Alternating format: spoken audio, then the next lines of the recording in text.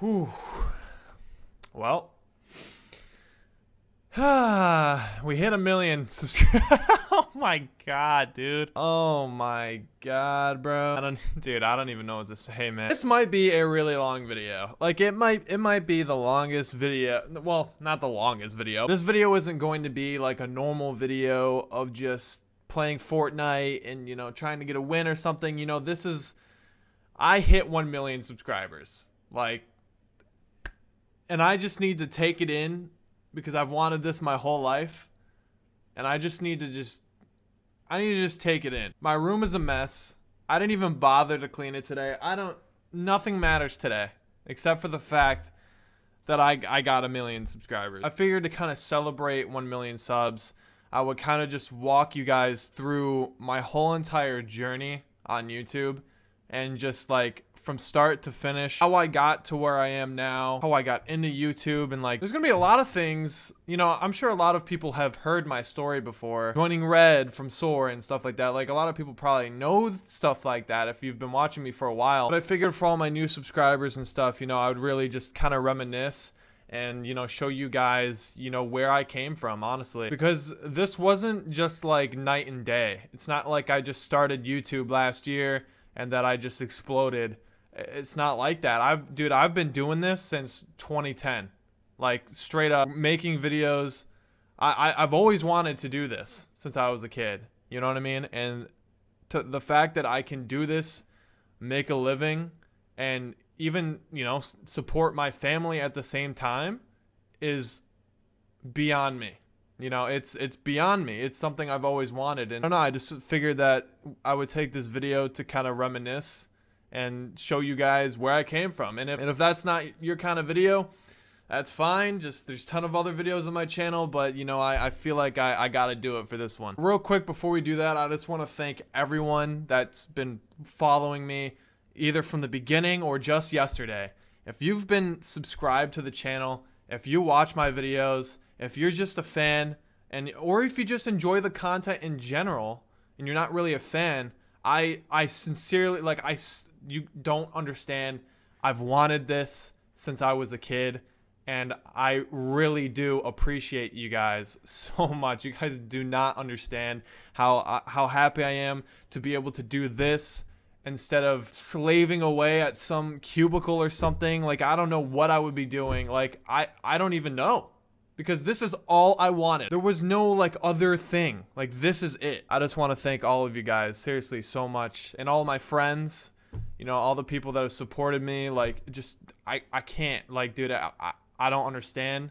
Sometimes it doesn't make sense why I'm in this position. But, you know, I'm like a firm believer of like everything happens for a reason. I really do believe that, and I feel like I was put in this position for a reason. You know, there's so many other people that are, you know, grinding and making videos and stuff. You know, it really is a blessing to be where I'm at. So I just want to say thank you, and I would be nothing without you guys. Anyway, okay, so let's start from the very beginning, okay? And like this is like back in like 2007, 2008. Like, this is like elementary school days. This is like sixth grade type shit. Like, I discovered YouTube in like 2006, 2007, like kind of like right where it came out. I was never on the computer. I never went on the computer to do anything, but I remember my babysitter was like on YouTube and like watching like anime fucking AMV videos or something. And I always wanted to know what that was. It looks so cool. Like, being a kid and you see YouTube, it's like, oh my God, like, what is this? You know, I can watch anything I want. Wow, that's pretty cool. So, you know, I found like Smosh from, you know, just searching, and, you know, I found their videos, and Smosh was like the very first big like inspiration to me. Like, just watching them make videos with a video camera and like do skits and stuff with their friends and stuff. I thought that was so cool. Like, Ian and Anthony were living together as friends, and they were just making videos, and I thought that was the coolest thing ever. I was like, dude, that is so cool. So I just subscribed to them, and I watched their videos, and I got inspired by them so much that me and my neighborhood friends actually got together and we started a YouTube channel. Like, we were in like 6th grade, bro, and we were making like skits and stuff. It was so much fun. And you know, obviously that couldn't go on forever. You know, we would post like a video once a week. That channel doesn't exist anymore, just so you guys know. I deleted that. That's gone. That was back in like 2008, maybe 2007. Actually, probably, dude, I don't even know, man. That was like OG, like 5th or 6th grade or something, dude. I don't know. Anyway, middle school came around, and Call of Duty Modern Warfare 2 was like a big game in middle school. Modern Warfare 2 wasn't my first Call of Duty. I had already played Call of Duties before, but Modern Warfare 2 was like the big one. You know what I mean? And I started getting into like game battles and like competitive like tournaments and stuff in middle school. Like, I was so good. I was like competing pretty well. I had less than 10K GB rank on like game battles in middle school, and I was just a nerd, you know what I mean? I was staying inside, I was gaming, you know. I played on this big giant TV. I didn't have a monitor. Like, I sat like across the room from the TV, still grinding game battles and stuff. And my partner was actually from my school, my GB partner, my dubs partner. His name is Garrett, and you know, shout out to Garrett. He might be watching this video, I don't know, but we used to grind game battles all day, dude. That's all we cared about, like being on the top ladder and stuff. And then I started seeing like YouTube videos, like on YouTube, of like people hitting like crazy like quick scopes and stuff on Modern Warfare 2. I think I saw Optic Hex was like the first montage I saw. He was like the first person with a Modern Warfare 2 sniping montage. It has like a ton of views on YouTube, and I was like, wow, like that's so cool. Like, he's quick scoping and he's with the music and stuff, and it's really cool. You know, I want to do something like that. So I bought a Dazzle capture card. Well, I didn't buy it. My parents bought it. Let me tell you, the Dazzle sucks. The quality is terrible. It's literally the worst capture card in the world, but that's all I had at the time. And I was making like little montages here and there, you know what I mean? And then I eventually upgraded to an HD PVR. Like, if anybody's been around like back in the day, the HD PVR was like the Elgato of today. You know what I mean? It was the move. I'm still in middle school, by the way. I think I'm in like 7th or 8th grade at this time. You know, I'm like really into the whole sniping thing. And then I ended up getting into a lobby, and I literally remember this on Modern Warfare 2. It was that trailer park map. I forget what the map was, but it was the trailer park. It was the DLC map. And some guy got a collateral game-winning kill cam. Like, it was like a collateral quickscope, and I was like, whoa, that guy is insane. I'm gonna add him. So I added him, and he added me back, and we ended up like becoming friends or whatever. His name was XGen Splice. I remember his name and everything, dude. Like, this guy, if it wasn't for this guy, I don't know what would be happening, to be honest. I added this guy. We started playing and like quick scoping and 1v1ing together and stuff. And me and him started up this team called SYC, and that was my very first like actual team ever. And XGen Splice like helped me get actually like into the community in a way. Like, he kind of like helped me. Like, this is like so early. This is like late 2009, early 2010. Like, this is like right there. So we started up this team called SYC. This is when FaZe was kind of like on their come up. I don't even think Fakey was in the team yet. We were uploading like Ilcams montages where it was just like no scopes at the time. There was no spinning or anything. So that's what we did. We would go into S&D and just hit like no scopes and like little ground 360s for game winning kill cam. And I would put it all together, and I would edit it myself. And I put so much time. Like, I really cared about the channel, and I wanted it to grow so much. And it was so funny. I'm like only in middle school. I'm editing all the videos. I learned Sony Vegas. I'm like, dude, it's crazy. SYC was a lot of fun. I forget how it ended, but after SYC, I made this new team called Severe, SEVR. And this was like the groundbreaking team that got me into the community, like actually inside the community. Like, I put my foot through the door. I started meeting a ton of people involved. And if it wasn't for this team that I actually ended up creating with 2 of my friends, I think their names was Nisus and Age. I think that's their names. I might have screwed that up. I don't know. On PS3, we were a trick shotting team. We created it, and that's how I met a lot of people that are actually still like grinding to this day. In this team, I actually recruited Tensor, and I know a lot of you guys probably know who Tensor is, and that's how I met Tensor. I met him through Severe. Also met a ton of people that I ended up playing with for years after. If anybody's in the trick shotting community, if you guys know Macho, I recruited Macho into Severe. It was just like a really big team at the time, and it made kind of an impact. For the PS3 community, we were one of the best PS3 teams. I was always like so proud of the team, you know what I mean? But I got sick of being on PS3 because everybody that was known was on Xbox. So I was like, okay, if I want to like get known, you know, if I want to be playing with the cool guys, you know, I gotta buy an Xbox. So I got an Xbox for Christmas, and so did every single one of my friends, even Tensor, I'm pretty sure. I think he might have already had an Xbox. If not, he bought an Xbox for Christmas. And like all of my whole friend group, we all got Xboxes for Christmas.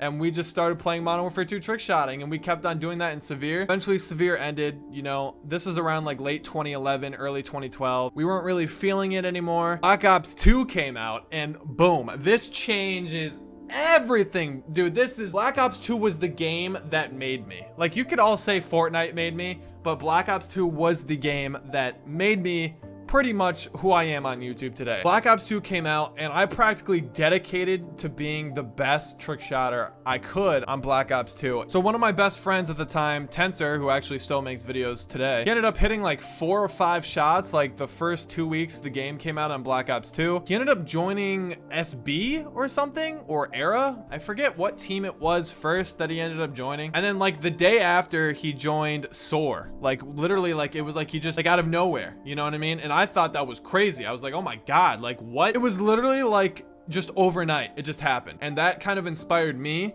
to like get back into like trick shotting, because now I had a friend who was like in like some of the top teams, you know what I mean? So having Tensor being in SOAR, I was like, you know what? I'm gonna grind. I'm gonna get in SOAR too, and I'm gonna grow my YouTube channel. That's what I'm gonna do. So I dedicated my time to hitting the best shots on Black Ops 2 I possibly could. I tried my best to make my own style. Like, I don't know if anybody was around back then, but I had this really like NSL style, you know, a lot of like spinning on the ground, but you know, it kind of worked for me and it kind of looked pretty cool. And I ended up getting an Era, and that was really huge. And I grinded an Era for, it felt like a year, dude. It felt really long. And Tensor helped me get into SOAR, and I'm forever thankful for that, which was crazy. FaZe Adapt actually recruited me. I don't know if you guys know who FaZe Adapt was, but he was in SOAR at the time and he recruited me. And that was really cool. And I became really good friends with everyone in SOAR, and that was a really fun experience in my life, you know, being like actually like kind of at the top of the community. It felt really cool. And my only goal right at that point was FaZe. You know, I was like, you know what, I'm just gonna grind. I'm gonna get in FaZe. I didn't have any goals of like wanting to do YouTube as a job. I just cared about joining FaZe and being a cool trick shotter. I'm like in high school at this point. Around 10th or 11th grade, I became leader of SOAR.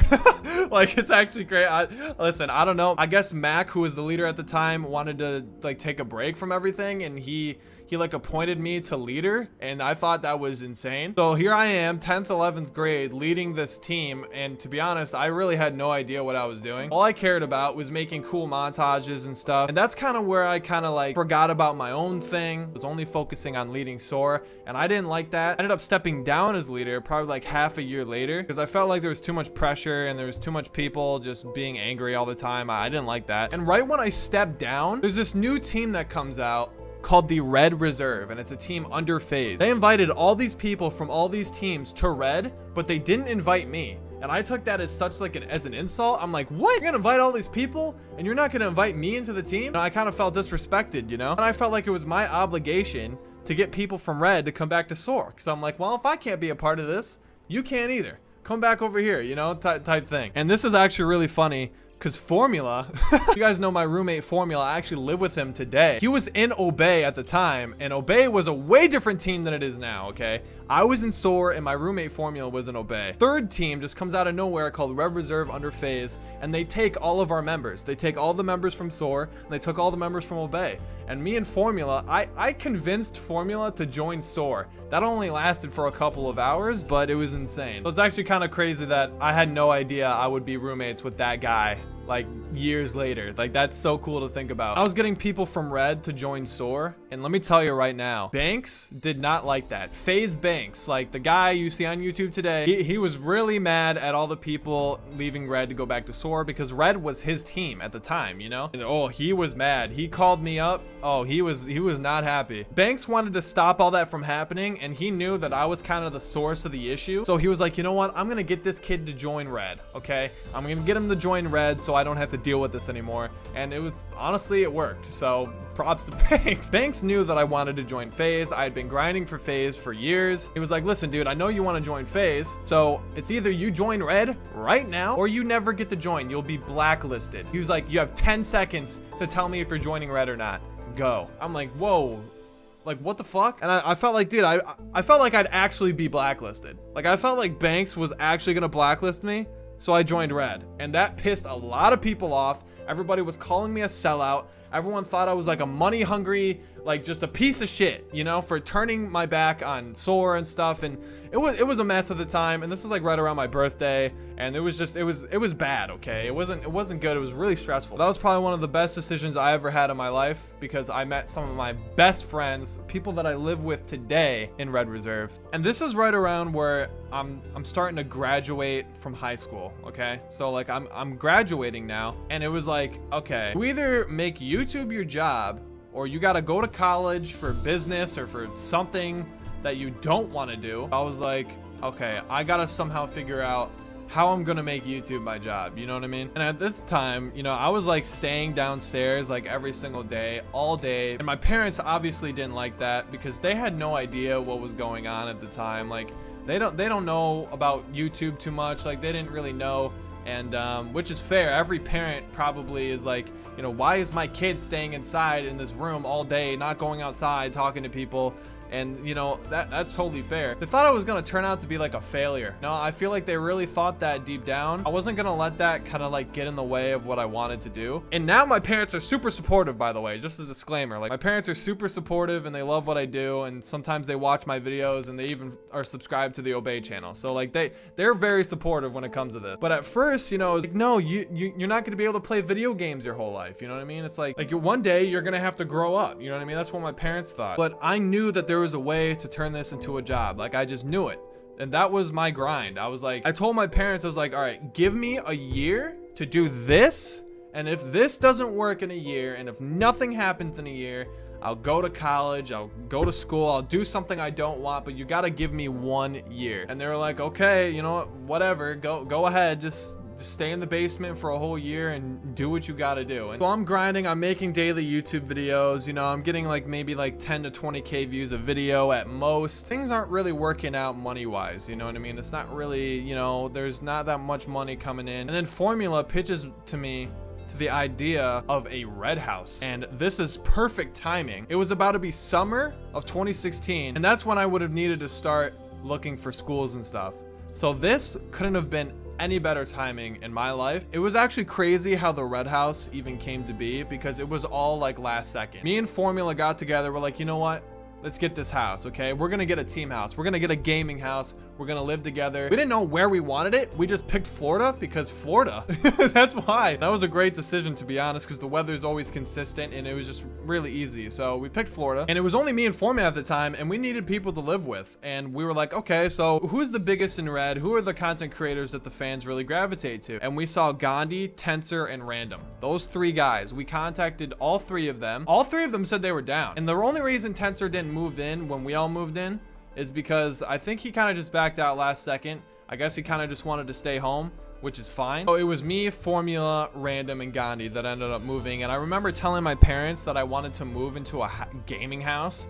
They thought I was absolutely insane. Like they thought, they didn't see it coming at all. They thought it was crazy. But I started telling them kind of like how I'm making a little bit of money and stuff, and how there has so much possibility to become something bigger. My parents put a lot of trust in me and a lot of faith in me at that time. And, you know, really thinking about it, it's like, I don't even know how they let me do it, to be honest. I ended up going all the way down to Florida. I packed all my stuff, and fun fact, we never even looked at the house we rented until the day we moved in, because none of us lived in Florida. We literally just found this house online, rented it, and we moved in. We didn't even like really know what it looked like, to be honest. And that was a huge risk. All these people that I moved in with, I had never met in my entire life, and I only knew them over the internet. And that was a huge risk that all of us took. Like, imagine moving in with some people that you only knew over the internet. Like, that is crazy. And every time I tell people that in real life, they think I'm insane, and they're like, wow, that's crazy that it even worked out. And it is, to be honest. At that time, we were not making like really any money. Like, I'm gonna be honest, like money we were making was pretty much dirt, and we had to live really cheap. Like, there was no furniture in the house, really. But the thing is, that didn't even matter, because we were having so much fun. And honestly, being in the red house was literally the time of my life. Like, I'll always remember all the memories and Gandhi's videos and stuff. And that was so much fun. And then Nick ended up moving in later down the line. You know, he came over and visited, and we really liked Nick. So then we brought him in, and that was so much fun. Being in that house was just the greatest time of my life, probably, and it probably will be the greatest time of my life. I'm gonna be honest. We grinded Call of Duty for like a year and a half in that house, and then, you know, things started kind of to really slow down. And then Red Reserve, you know, you guys already know the whole situation with Red. I'm not even gonna talk about it. There's no point to talk about in this video. But basically, Red kind of started to just really dip down, doing a lot of things we didn't like, and we felt like we weren't really being respected. We just felt like we didn't have a place in the team anymore. And I remember Random telling me that he wanted to move out, and that really sucked. From March to May was literally hell. Like, it was hell. It was the most stressful time of my life. It was so bad. I didn't even know if this was gonna work out anymore. I didn't know if I was gonna have to go back to Michigan. I didn't know what the other guys were gonna do. It was so bad, and I knew that if I had to go back, like, and go to college after everything I've done and lived through, and just it would break me. It'd be like, I just did all this for nothing. Now I gotta go back to school. Like, what? So Random ended up moving out. You know, that really sucked. And I remember Gandhi telling me he wanted to go to school and that he ended up getting his own apartment. That really sucked. It was just gonna be me, Nick, and Formula in that red house. But then something happened. They forced us out of the house. Like, we had to move. We had 30 days to move. So we were like, okay, this is it. This is the end. We gotta literally move out in 30 days. It's over. GG. I gotta go back to Michigan. He's gotta go back to Pennsylvania, Wisconsin. Like, it was a GG. It was over. And it felt like truly that was like the final like test. Like, it was like, oh, you want to become a YouTuber? Okay, we'll get through this then. Get through this, you can become a YouTuber. Honestly, I really do feel that way. I feel like everything happens for a reason. I feel like that was the breaking point. Me, Formula, and Nick got together and we're like, we're gonna get another house. We're gonna get another house somewhere in Florida. We're gonna find some place in 30 days that we like, and we're gonna move in. We moved in everything ourselves. We didn't hire any movers. We moved all the furniture from that house to this house. It was the most stressful and hard time ever. And we did all of this while still uploading videos to YouTube. We all ended up leaving Red. We weren't in Red anymore. Kind of felt like we were just gonna be solo YouTubers and not be part of a team anymore, and just kind of upload Fortnite videos because that was the wave. But then Obey actually ended up hitting us up. I'll forever be grateful for Obey because they gave us something when nobody else would. It felt like the whole world was kind of turning their backs on us, and Obey was the only org and team to really give us an offer. They give us so many resources and so many things to do now, and I'm forever grateful. They put us in such a good position, and joining Obey was probably another great decision in my life. One of the best decisions I've ever made. Everyone in Obey is so nice. They support us so well. They have a huge like production team. They got a whole backing, dude. They're really set, and they are ready to do a lot of sick things. And I remember announcing joining Obey, and that was huge. Like, Obey was like the team, and it was so sick uploading that house tour. Obviously it's not the same as the red house, you know, there's no like Gandhi to be vlogging, but we're still all living together. We're still all doing what we love to do. And at that time, my YouTube channel was still kind of in the shitter. Like, my YouTube channel was only getting like 20 to 30k views a video, and it wasn't really doing anything. But I had a couple videos just blow up out of nowhere, and my channel just exploded. And ever since then, I remember I was getting like 20k subs a day at one point for like 5 days. It was disgusting. I was at 400k subs for the longest time, and I jumped to like 800k in like a month and a half, 2 months. It was the craziest thing. And dude, it just felt like I had to go through so much bullshit in my life. I had to go through so much shit to get where I'm at. And I felt like that everything I went through, it was like, all right, you really want it that bad? Fine, we'll give it to you. That's what it felt like. My channel just exploded. It felt like it was like a reward for going through all the things I've been through. And I really do feel that way. You know, I worked so hard, and I feel like I got to where I am because I always persisted and I stayed consistent, and I just wanted it. Honestly, the reason I am here is because I wanted it, and that's as simple as it gets, I guess. I mean, it's a very complex story, but I'm getting invited to the fall skirmish. I'm having all these big YouTubers want to collab, and it's the craziest thing. Making enough money to make this my job. I'm making enough money to support my family at the same time, and it's a blessing. It's amazing. And if it wasn't for you guys, everyone watching this video today, none of it would be possible. And I'm forever grateful, man. Like, this, I've always wanted this. I'll say it again. Like, I've always wanted to do this in my life. So I'm so glad I'm able to do it.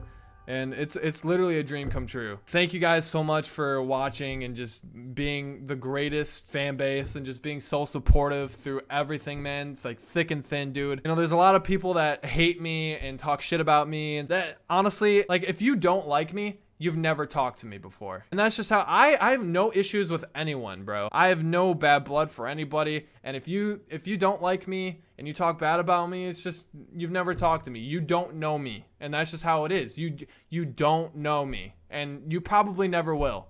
And that's just how it is. Anyways, guys, that's gonna be the end of this really long video. I don't know how long it is. Huge journey. This year has been probably one of the craziest years of my life, and I'm so grateful. And hopefully we can hit 2 million in 2019, man. That would be sick, dude. Thank you to all of my friends, my family, everyone for allowing me to be where I am today. And yeah, see you guys in a normal video tomorrow. Been your boy, 1 million subscribers, and I'm out.